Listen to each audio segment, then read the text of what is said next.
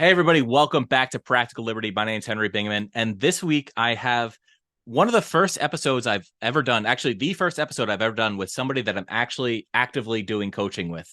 Joshua Lee Henry. He's a copy chief at Banyan Hill. He's a fantastic financial copywriter. And this week, you're going to see a lot of emails from me about World of Financial Copy, which is something I'm promoting because it's something I believe in. Because if you're going to get into copywriting, the highest paid niche is financial copy, but it's intimidating to a lot of people. And Joshua helps break it down and make it easy and accessible, which is something I wish I could have done a little bit earlier in my career to bring more people in. But anyway, Joshua, thank you so much for joining me today. Absolutely, Henry. Glad to be here, man. So, Joshua, you have one of the coolest entry stories into financial copy that I've heard because you've only been doing this for 5 years, and to get to multi six figures in that time is just it's very impressive. It took me, I think, 6 years to break $200,000. And I don't want to talk about your income too much, but you're doing very, very well in financial copy in a very short period of time. To become a copy chief in 5 years is extraordinary. So can you just kind of give a before and after? Like you go back to June 1st, 2018, I think it was. Yes. So, and this is crazy, and it's one of those things where, like in copywriting, you hear about like the rags to riches story, and that those kind of story arcs tend to work great in like business opportunity and financial type offers. And I promise you, I swear to you, Henry, this is a true story. I've been telling it for the last 5 years, every chance I get, because I do believe it's an inspiration to others. And I don't have any certain advantages over anybody else that's listening to us today. And so if I can do it, you can do it. And that's my God's honest opinion about it. But June 1st, 2018, I was fired from my third job in 6 years. It was horrible. My wife and I were expecting our second child. My father had passed away just a few months prior and had no life insurance. He wasn't very good with money. And so my wife and I paid for his funeral expenses, which pretty much drained our entire bank account. I had never paid for a funeral before. Funerals are expensive. Okay. And I had spent 10 years working in ministry, working for nonprofits, literally for a nonprofit organization where I had to, for 10 years, was not making ends meet. In fact, when I met my wife, I was living in low income housing in my city because my salary was so small for the nonprofit. And for a few years, I even what's called raise support in the ministry world, where you basically ask other people for money. And that's how I started learning about copywriting. And so I had done that. And that, I mean, I hated that, dude. I hated that. When I was fired from my third job in 2 years, 6 years rather, third job in 6 years, my wife and I, we had our second child on the way. We had less than $300 in our bank account, $281. Okay. We had cell phones, car payments, utility bills, the mortgage. An $861 mortgage was due at the end of the month. It was June 1st. I was fired unexpectedly. We had nothing in our bank account. The wolf is at the door, man. And at this point, I had already discovered copywriting just a few months prior. I had never been paid for anything before. I'd never been paid as a freelancer for anything, for writing anything. I'd never been paid. And I told my wife, and I was trying to get a job. I mean, freelancing was not my first choice. Like, I was trying to get a job, but we needed money in the door fast, and nobody was hiring me. And so I had to look around at my skill set, my skill stack, the money skill stack is, as you talk about. And I had to figure out, how can I make money today? And I went out and I started cold calling on businesses in my downtown. I had to park in the parking garage the parking lot, without paying a ticket, buying the ticket thing. And I was praying that I wouldn't get towed. And I carried my laptop around in the satchel and literally went cold calling on businesses downtown to get my first clients. So I just want to go back a little bit. How did you discover copywriting in the first place? Because like there's a billion options out there for people that I don't want to say in your situation, because that was a little darker than I think a lot of people find themselves in. But a lot of people have heard of different opportunities to make money. But like, where did you even start to hear about copywriting? Yeah, so in 2010, when Haiti had their earthquake, okay, the church that I was on staff at as a pastor at the time, we were going to do a mission trip to Haiti to serve in the earthquake, what would we call it, like relief, like Yeah. rebuilding and helping. And so we were raising money for that to go. And so I had to raise like $2,500 or something to go. And again, I didn't have any money. And so as part of what is common in mission trips like that is you basically ask other people for money. And so you do fundraising. And as I began looking up how to fundraise effectively to reach that goal, that $2,500 goal or whatever it was, I learned about writing fundraising letters because obviously I can only do so many face-to-face meetings. And so that is how I very first learned about copywriting in 2010 after that earthquake in Haiti. I had already been in ministry for a few years. And so I had some contacts and I learned how to, in fact, that was probably one of the first copywriting things I learned was how to use bullet points, how to add a PS at the end of a letter, and how to write a headline. And, those early copy samples, they were all direct response pieces to get people to donate to me so I could go serve others in Haiti. So I have two questions. First of all, they're actually kind of opposite questions, but the two questions on my mind are, first of all, what was your wife thinking about you at this time?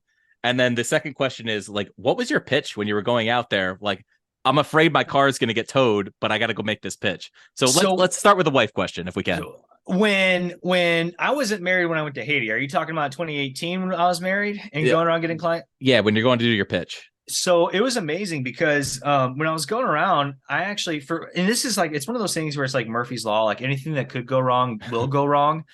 I kid you not, dude. Like June 1st was a Friday, 2018. You can go back and look on your calendar. I got fired that day. That weekend, I was like, didn't know what to do. Like we sold our second vehicle. Like that weekend, we had listed that just for money. Like we needed money, right? And so then that Monday would have been June 4th, 2018. And the first thing I did was I went to, because we didn't have internet. We did not have reliable internet where we were living at. So I went to Panera Bread. And I kid you not, man, I can tell you the exact booth. I sit in that booth all the time whenever I do meetings there. I plug my laptop in to start sending cold emails, and the laptop cord caught fire. I am not even joking you, dude. Like the laptop cord caught fire. So I didn't have internet at home. I no longer had a computer at Panera Bread to work off of to do cold email. So my wife's mother, my mother-in-law, came over to our house to help with the littlest one, our kid, because my wife was pregnant with our second.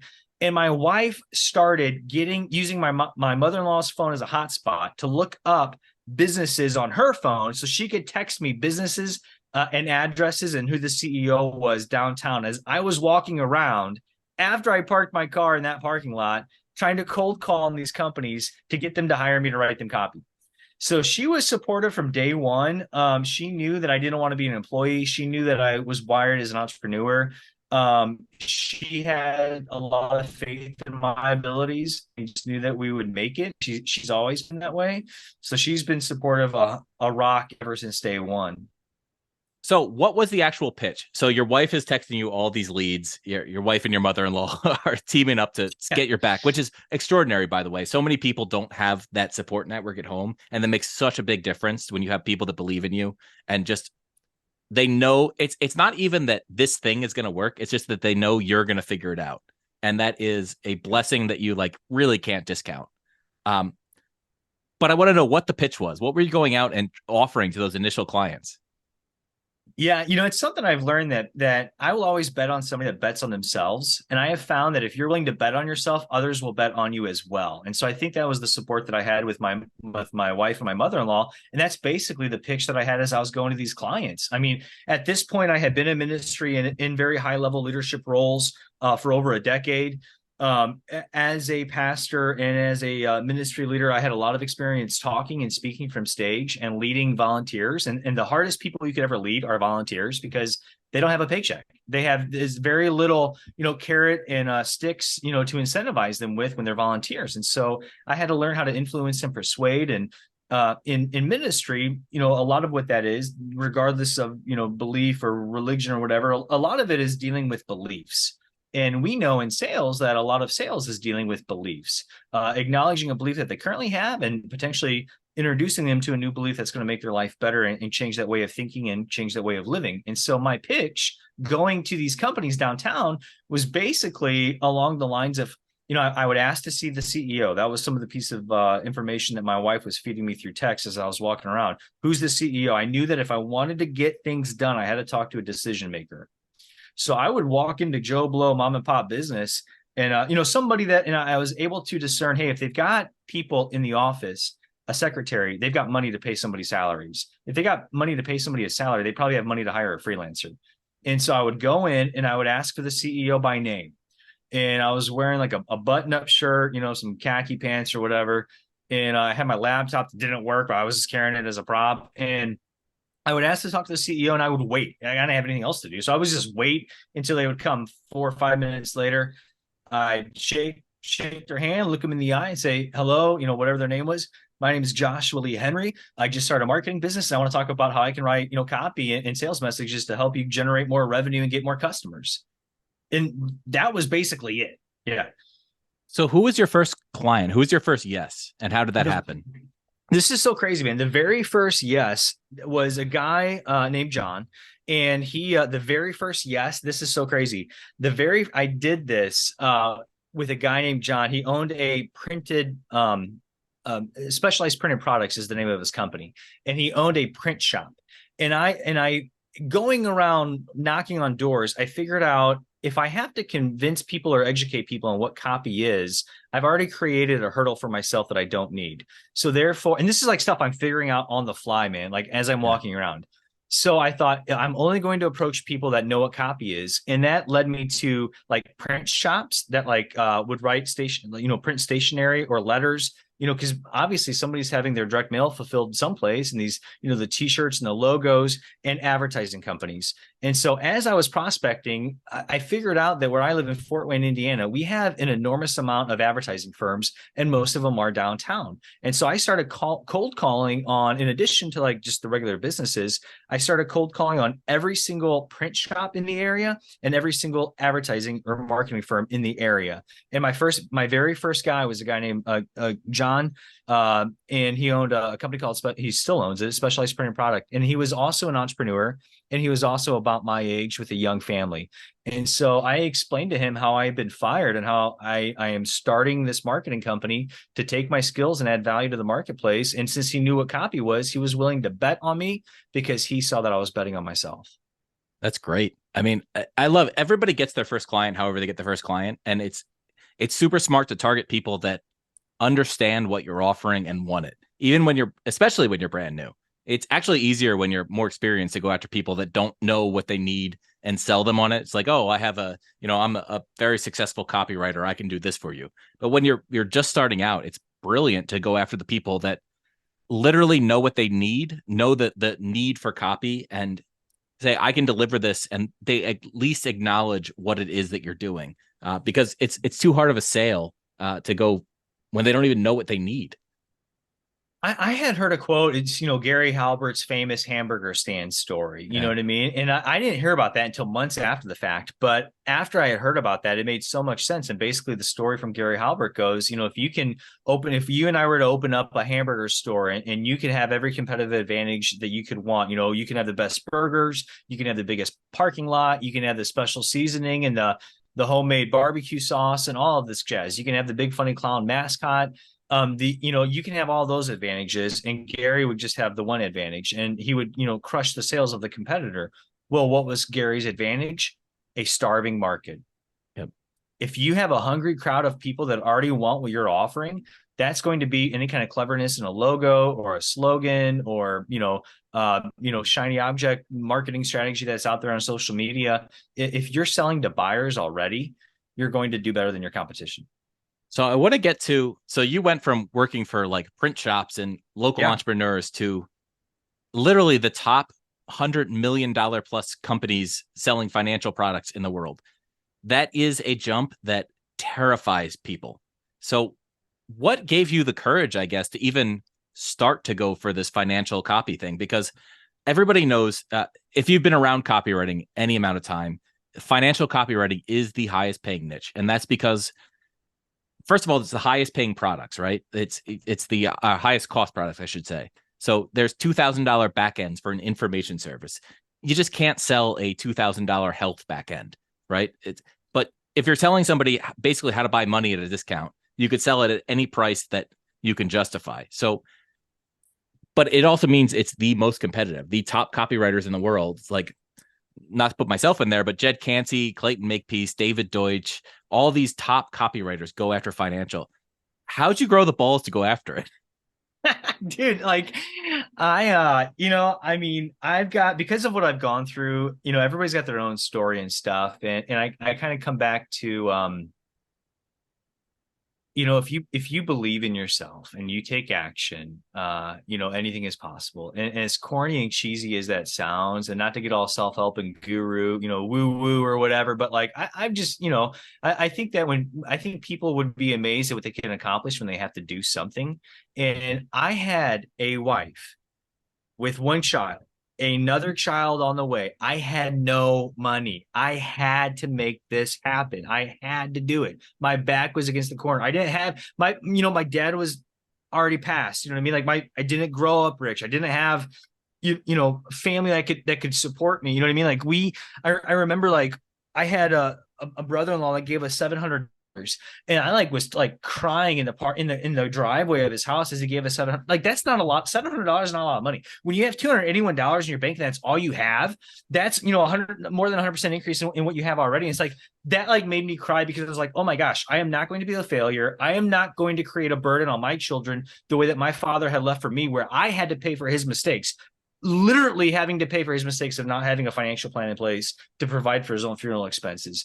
And I'm looking at my wife, my oldest son, we got our daughter on the way. I had to make it happen, dude. Like, I had to make it happen. So when I learned that financial copy is where the money was, I thought, okay, how can I sell myself in front of these decision makers to get them to bet on me, to give me a chance to open up that door so I can put myself in position of the flow of money? Because if you put yourself in position of the flow of money and you can add value there, you're going to be rewarded. You're going to be rewarded. So let's talk about your first financial client, because it's not the smoothest transition ever in the world to go from generic copy, for lack of a better term, to financial copy. So what was your in? So this is somebody that we both know. Roy Furr was actually my in. And so you and he came up through the ranks of financial copy and copywriting in general together. And I didn't know Roy from Adam. But as I started to learn about who the players were in copywriting, I learned about you. I learned about Roy, a few others. And Roy was doing a training on financial copywriting, and this would have been in 2018. This was September 2018. And he didn't know me from Adam. I just emailed him. I saw he was promoting this. I had to borrow money to go to this thing. He was only accepting a handful of people into this training thing that he was doing for financial copywriters. At the time, he had been writing for Malden Economics and Weiss Publishing and Angel and some other publishers. And I emailed him, and I got on the phone with him, and he's like, dude, you don't have nowhere near the experience as, all the dozens of other people have already applied. You've never written a full promo. You've been freelancing for 3 months. You're scraping by. But he's like, but you are more hungry than anybody I've talked to, about this program. It goes back to that thing, man, Henry, like, people will bet on you if you bet on yourself. And so he accepted me. I had to borrow money to drive to Lincoln, Nebraska, where he's at, to spend a weekend with him to learn how to write financial copy. This was 5 years ago. No guarantee of any kind of project after that. No guarantee of any kind of, junior copywriting role, nothing. Right. I went to this thing. There was 3 other guys there. Within 2 years, all 3 of us were working at Money Map. Chris Wright was one of them, right? Chris Wright he was supposed to be there, and he wasn't able to make it. He had already gone through he had done a 1-day apprenticeship training with Roy in the first place. And that's where Roy got the idea to invite a handful of us, 3 of us together. I mean, that's fantastic. I love Roy. Roy and I came up together. We're like, man, we don't talk for like 6 months at a time. And then when we catch up, it's like old friends. I love that dude. Yep. But that's great. I mean, he's amazing. So you got in at Money Map. Was Money Map so when we were working together in the initial stages, was that your first financial client? So what had happened was, after that thing with Roy, I started freelancing in June 1st, 2018. I went to the thing with Roy in September 2018. By end of October, I'm sorry, by the end of September, early October, I had already started my first project with Roy from Malden Economics. Okay. And so that was my very first thing. And I was a junior copywriter with him on a full promo. I had never written a lift note for financial copy. I had never written an ad, an advertorial. Dude, I'm 4 months into freelancing. I'm 4 months into copywriting, writing a promo as a junior with Roy from Malden Economics. I came up with the headline for that first promo, ironically enough. I did the lead. He did a lot of editing and rewriting and stuff. That was my first promo. I ended up doing a second promo with him that took me through the end of December. Into 2019, Malden then hired me to start doing some emails directly with them. Then I was banging on the door of every Agora publisher to give me a shot, give me a shot. Because once you have that first kind of full promo thing, like there's levels. It's like you get your first lift note, you get your first piece of copy that ran that you've got some data on that you could say brought in, X number of dollars in sales. But once you hit that first promo, so many copywriters spend years writing, financial emails and lift notes before they ever get to a promo. And I had that first promo within a few months. Again, I told everybody I wasn't the main copywriter. I was the junior copywriter on this, but that was enough. And I emailed you and I said, hey, man, like, how do I write full promos? I'll never forget this. I still have a copy of this. And I said, I've only been a freelancer for a few months, like, blah, blah, blah. Like, he's like, dude, you said, Henry, you're like, best shot would be to try to get into Money Map whenever they do another hiring boot camp, write advertorials. And you were like, basically, you write advertorials and short form stuff for a few years until you get the shot to maybe try a promo, maybe if enough people think that you've got talent. And then you said, unless, of course, you're some kind of copywriting savant. And I didn't know what a savant was. I had to go look that up. What the heck is he talking about? A copywriting savant. But you had said at the time there were 4 copywriters at Money Map that were that had made $1 million in royalties that year. I don't know if we want to say names or anything like that, but me, it was Jed. It was definitely Jared Feintook. Was it Will Green at the time or was it Clayton at the time? There was a couple. It depends on the Clayton. year. You told me Clayton. Yeah, you told me it was Clayton. It depends on the year. There's different people make different. Sure. Yeah, but yeah. And that was, dude, that was in like this, that would have been early 2019, like February. And then you put me in contact with Terry Weiss, over at Money Map. Terry Weiss. I think, is that how you say his last name? I don't know how to say his last name. It's funny. I think it's Terry Weiss, but Weiss, okay. Weiss is equally acceptable. Yeah. Yeah. Weiss is the other publishing company. And so I got on the phone with Terry and he said, hey, come on down. We'd love to talk to you. Henry spoke highly of you, blah, blah, blah. And at that point, I was unwilling. I am still unwilling to relocate. I'm in Fort Wayne, Indiana. I live in the woods with my family. I didn't want to move. He said, well, if you don't want to move, we got nothing for you. I said, okay. That would have been in early 2019. By November of 2020, I was writing full promos with Jared Feintook on his pod, working with Terry at Money Map Press, working with you and Jed and picking up as much as I could. What's funny is I think probably over 100 emails a year, especially when I was at Money Map, of people asking the same question as you, which is why I said you'd have to be a savant to get in here. Yeah. Because people don't think highly enough of themselves and they don't want to take the shot. And there's good reason, actually, for some people to not take the shot. There are some people that are 1 month in, 2 months in. You're not ready yet. You don't understand the mechanics of copy. Like if you take a shot and you fail spectacularly, and it's not just about failing. If you took a shot that was good and it missed, that happens. It happens to me. It happens to everybody. If you take a shot and you weren't even kind of ready to take that shot, like if you're a little leaguer trying to take a swing at an MLB like at bat, it's not going to work. But you had put in enough work and you had enough motivation, frankly, that it actually came through. So, I mean, it's pretty extraordinary that you actually took my advice, but you took the shot. I had to do because I was like, what the heck is this savant? I looked it up and I was like, okay. I was like, Henry Bingham, this A-list copywriter in financial at Money Map, this just great copy chief. He's worked with all these legends. Is telling me there's, the 4 other copywriters, him and 3 other copywriters that are making $1 million at Money Map right now. How do I get there? I got to be a copywriting savant. And I thought, oh my goodness, how do I make that happen as fast as time possible? Because I still needed money. And I was able to work with like a handful, like 6 other very small publishers, like small publishers. But I did, landing pages and full promos and the VSL script and, HTML scripts. And then in 2020, I had a client that, it was right at the start of COVID, in March of 2020, a client that actually it was Agora Australia. Shout out to James Woodburn down there and Simon Mutton. The editor, Sam Volkering, I just finally broke into an Agora company. It was Agora Australia. Now they're known as Fat Tail Media. And I was working with this new promo for this guru. It was like my first big shot after the Roy stuff on my own. With an actual real big publisher, somebody with any kind of notoriety. And the editor ended up going to South Bank, which was Agora or is Agora UK, Agora England. And so in the middle of my promos, I'm doing drafts and stuff. And so they're like, hey, we like you, keep trying. Good job. You've been great with us so far. We'll give you a recommendation, but like, we're done. And I'm like, I don't have any client work right now. And this is still like, we're 18 months removed from me being a freelancer. Like, I don't have a big pipeline with clients and stuff. And through some networking, I got in touch with a real estate investing company, and I wrote a promo for them in 3 weeks. The CEO of this company, real estate guy, really cool guy, loves the Agora model, very good copywriter himself. I wrote this promo in 3 weeks with him giving me a lot of feedback and stuff along the way. And it was my very first like video VSL, right? Mm-hmm. Where it was like a video on camera, not like a PowerPoint voiceover, but like a video of the guru. I went through filming with the guru, gave a lot of the creative direction. That promo launched was like March 13th of 2020. That went on to do $6 million in sales in the first 90 days. Wow, that's awesome. It has since gone on to do over 20 million.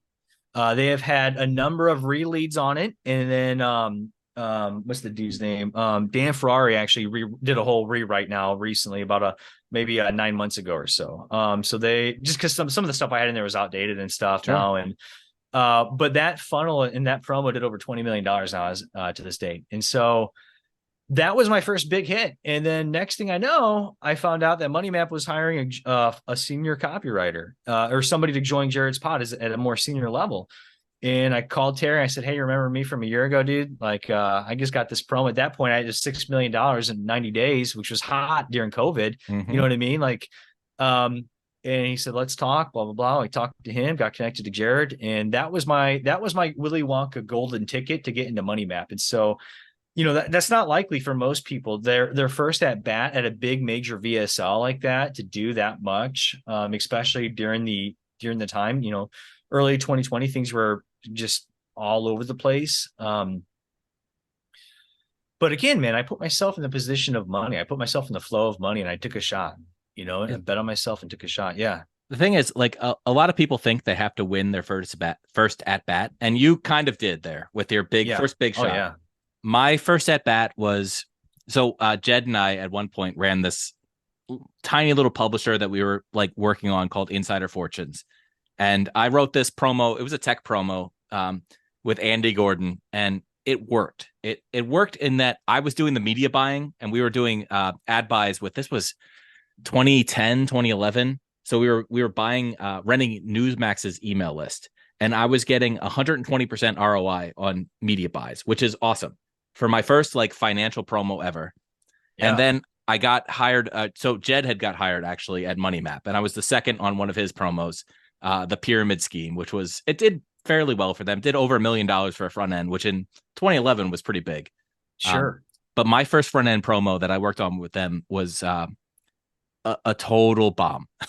It was called Super Dividends. It's actually, it's in the swipe file that I'm going to tell you guys all about in a minute, but it was a beautiful promo that sucked.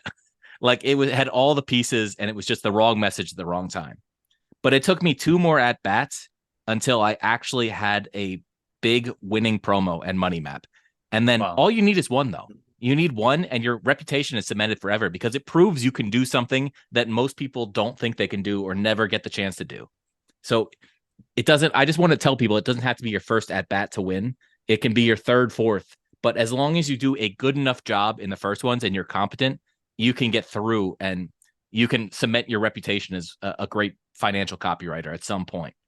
So I want to actually go back because one of the reasons we're talking is not just because you're a coaching student and we're friends right now. It's because this week, right now, as this comes out, you're relaunching a program called World of Financial Copy, which is you and Kevin Rogers.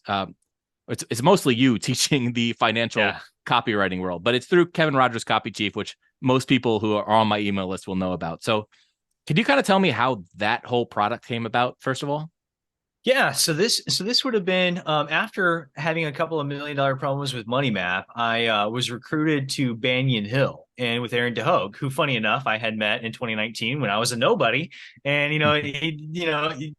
what's that Mike Jones song? Back then they didn't want me, now I'm hot, they all on me. You know what I mean? Like for anybody that remembers that from a decade plus ago, but it was one of those things where Aaron, called and recruited me to Banyan, and so Kevin wanted to do a training program to get people into financial copy. And he didn't want to do the typical model where for the Copy Chief events, we had multiple publishers that would come and pay to have that opportunity to recruit. And instead, he just wanted to focus on one publisher. That publisher was Banyan Hill. And so Banyan Hill agreed to be the initial hiring partner for us in this program. We got 8 copywriters hired at Banyan during that time.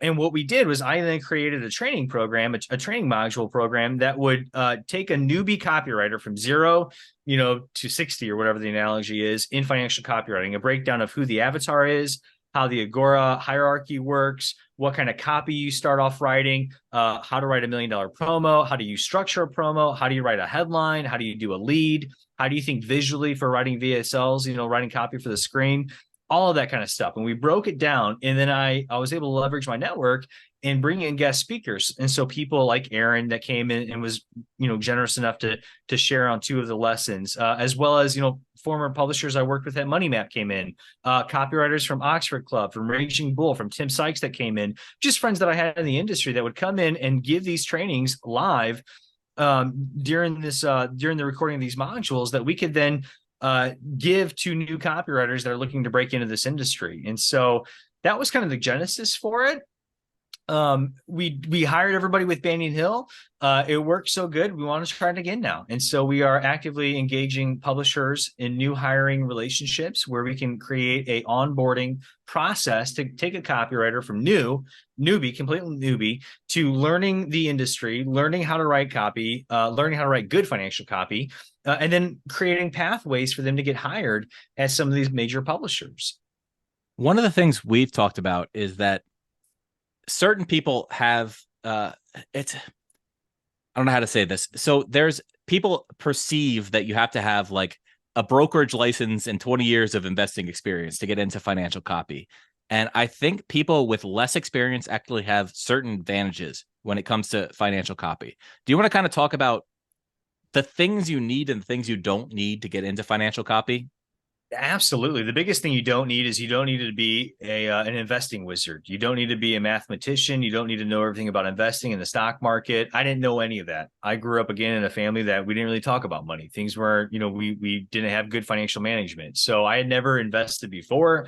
I didn't invest my first couple of years writing financial copy just because I felt, I wanted to get my own financial affairs in order. So you don't have to have an investing background. You don't need to know everything. And I agree with you. In fact, that the less you know, the better. What you do need is you need to have a willingness to learn, a willingness to take action and get feedback on that action based on what you learn, creating that feedback loop. And you have to be and I heard this term recently, and I think it fits great for financial. You have to be intellectually curious.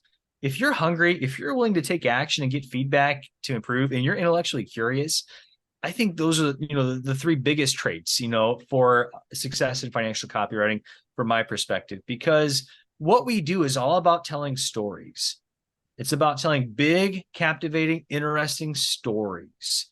It's not so much we're not breaking down the Wall Street Journal in a financial promo. It's a interesting story that has a money-making component to it, that ultimately, you want to convey in a entertaining and educational way for the viewer. Yeah, it's funny. So I'm actually coming on in 2 weeks at this point, a week from when this podcast is released, to do a training. And my training is really all about stories, because the way, like, I looked at financial promos. So I was studying Jed Canty, who was my great mentor, and Clayton Makepeace and David Deutsch and Gary Bensavinga, and looking at these giant packages and thinking like, I can never write something like that. But what I ended up doing is just deconstructing all these guys' promos.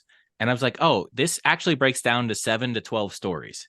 And so I just literally figured out how to tell one tiny story as well as I could. And then basically the rest of it is mortar between them. So I consider these like copy stories bricks. And then you layer the bricks and you mortar them in. So the mortar is a lot of research, it's a lot of other things, but if you can tell those 7 to 10 stories, 7 to 11 stories right now, you can create a financial promo. So that's actually what my training is going to be about. And also, I'll tell you, so this week I'm going to be promoting World of Financial Copy because, first of all, I like you. I like what you're doing. I really think this product is it's a way into financial copy, the highest paying form of financial of copywriting that you can get into, that more people should be aware of. Like, even if you don't get into financial copy after this, like, even if you get in, you take all the lessons and you're like, I just don't know that this is for me, which you won't say, but if you Yeah. do happen to say it, you're going to be so much better off in your copywriting career if copywriting's for you than you would have been without it. So I'm doing this training and I'm giving away a bonus of 17 of my best promos. So it's a swipe file I think not a lot of people have seen. Like, people started following me about really 5 years ago. And a lot of these promos go back to, there's like $10 million promos from 12 years ago or 10 years ago that nobody knows about that are in the Wow. swipe file. So it's a lot of successful promos that people haven't seen. And it's funny, you're going to go through this. If you followed financial copywriting for any amount of time, you're going to go through this and be like, oh, that's where that came from. Like, I actually, I don't mean to brag about myself too much, but I innovated a lot of techniques just out of desperation because I needed to Yeah. find a way to differentiate my promos from the Jed Canseys of the world and the Claytons who I was going up against. So I invented a lot of techniques that you're going to see the origins of in this swipe file. So anyway, I'm going to plug that a little bit, but can you talk about how you ended up teaming up with Kevin for this? Because I know Kevin has actually had a big impact on your life, and he's had Kevin's a good friend of mine. He's had a big impact on my life. But how did you end up partnering with him to do this product? Yeah, and I'll just say your swipe file. I was going through that over the weekend, and I was reading stuff I've never seen before. I mean, I feel like my favorites of your promos are the neural imprinting promo and the living metal promo and the Nikki launch, and so there's so much gold in there. And I'm fairly familiar with your work, and so I was learning stuff. But Kevin and so early on, I can honestly, God is my witness, say, feedback from you, feedback from Roy, and feedback from Kevin Rogers changed my life. In the most critical 6 months of my life as a freelancer new to this copywriting game, you three guys were really the most people. And dude, like if you go back to our stuff, like we didn't talk a lot, but you gave me several very detailed messages at key critical points in my career where I needed the feedback and advice of somebody that had already been where I want to go. And that kind of mentoring and feedback and coaching meant the world to me, dude. And so, what I did with Kevin, Kevin very much, he gave me some practical tools early on, very early on. I joined Copy Chief in December of 2018. So 6 months after I began freelancing, right? Kevin gave me some very practical tips on how to get clients and how to position myself as the prize instead of chasing and trying to lower my rates and, racing to the bottom and competing with people on Upwork and things like that. And so Kevin has been there alongside me in my corner for the last 5 years. I've done a number of projects with Kevin where we would actually work on things for Copy Chief together. I'm a leader, we call them badassadors, in the Copy Chief community. Kevin has had me on his podcast, so when we had the idea to create an on-ramp for new financial copywriters with Banyan Hill, it just made sense that I was going to be the one that would facilitate it because I had my feet in both worlds. I had already been a 5-year leader contributor inside of Copy Chief, partner with Kevin. And I had been writing promos for Banyan Hill already for, at that time, whatever it was, over a year, 14 months or so, including, a couple of $1 million promos already. And so I had credibility at Banyan and I had credibility in Copy Chief. I had my foot in both worlds. And it just was a natural symbiotic, symbiotic relationship between the two entities for me just to take over as lead instructor in that. And really, I just look at my role as a way of, that was the old saying, one beggar showing another beggar where the bread is, right? I'm looking at things that I cobbled together from Roy, from you, from other, random trainings here and there that I picked up along the way when I was trying to get into financial. And I wanted to put that into a clear, systemized, process and learning module that I could take people through to take them from complete newbie to somebody that can, succeed in this industry. So what are some of the things that if somebody were just they know a little bit about copywriting, they've been doing it maybe a year or something like that, what do they need to know about financial copy? Like, what's different and what's the same?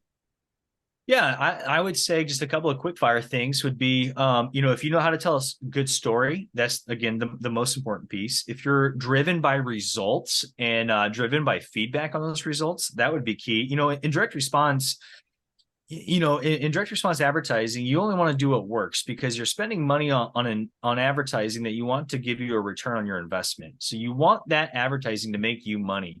And in all direct response companies, you should be running copy that works. But in financial copy, it is so much more competitive because the price points are so much higher, because the market is so sophisticated right now. We're selling a $2,000 back end.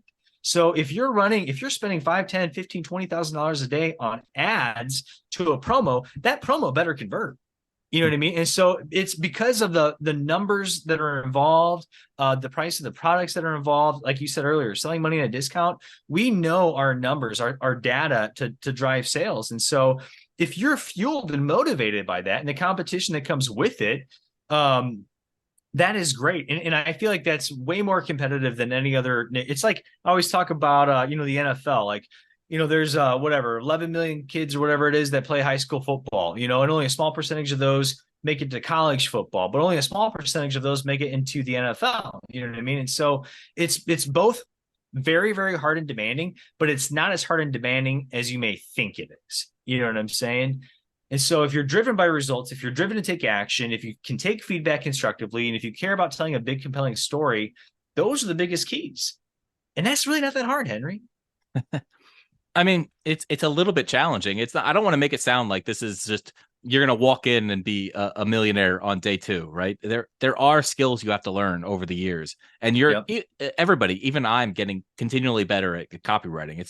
It's actually one of the things I like about copywriting is that it's not like athletics. Like, just to take the opposite example, is that like if you figure out the skill of throwing a football at 40 years old, you're done. You don't have the athleticism anymore, but you still have the intellect in copywriting. If you figure out something at 40, 50, 60 years old, you can still make it big. There's no age limit the same way there is in sports. Like, you can continually get better at this your whole life, and you don't have that kind of deadline of age and athleticism that you do in sports. Yeah.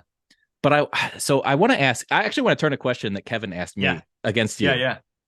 Because we see the world fairly similarly from a liberty perspective. Sure. So do you try to, and I actually said I did in some ways, do you try to sneak some of your values into your promos? Like, how much of you is in a promo versus just reiterating whatever the guru or the voice of the promo says? Yeah, I definitely incorporate my DNA and beliefs into my copy. I think that you have to do that to be authentic in a lot of ways, I feel like, to write. But it also makes sense that I'm working with a company and a publisher and a guru that have similar values to me. You know what I mean? Like, I don't think I could be a chameleon in copywriting and just go, go tout how great Biden is and why we need to go more left leaning as a culture and society. Like, I couldn't do that. My heart wouldn't be in that. The copy wouldn't, show any kind of passion or life. That would be, disingenuous to who I am. And so I definitely have a lot of my values and DNA in my promos and in my copy, but those are complementary values and DNA and principles that match the guru, the publisher, in the company I write for right now. So we're coming up on an hour here. I want to be respectful of your time. I know you're doing a big push this week, so I don't want to take up too much of your time. Where can people go to find out more about you and World of Financial Copy if they're interested? Yeah, so we'll have a link that we can put in the show description for you too. But that would be copychief.com/WOFC. And so we can put that in the chat too, in the show description for you. I'll definitely put that link in. But I know people are going to be interested in you, right? You're the head of this. So do you have anywhere people can go to find out more about you, which I've been pushing you to do now for several months? Oh my goodness. I know, right? So you can go to joshualeehenry.com. And then I'll go to my website that's horribly outdated, but at least I've got some kind of place on there. And then I'm also on LinkedIn as well, and an email, Joshua Lee Henry at activatemyadvertising.com. Joshua, man, it's been a pleasure over the past 6-7 months getting to know you more. I am honored that I have had some influence in your career, and Man, you're just taking off like a rocket, and it's really cool to see what you're doing. And I just appreciate that I've had any part of it. Yeah, it's been exciting, and I can't thank you enough, Henry. Your influence has been great. All right, brother. World of Financial Copy. If you're on my email list, I'm going to be sending out an email every day this week, just with a story of one of the successful promos I've done. So if you go to henrybingman.com, if you're not already on my list, get on that. There's going to be some cool stories. And of course, I'm going to be pushing Josh Whitley Henry's course, World of Financial Copy. And anyway, I hope I'll see you there. Josh, again, thank you so much. Absolutely. Thanks, Henry. Hey, if you thought that video was good, please click the like button and don't forget to subscribe. It really helps me out. Thanks.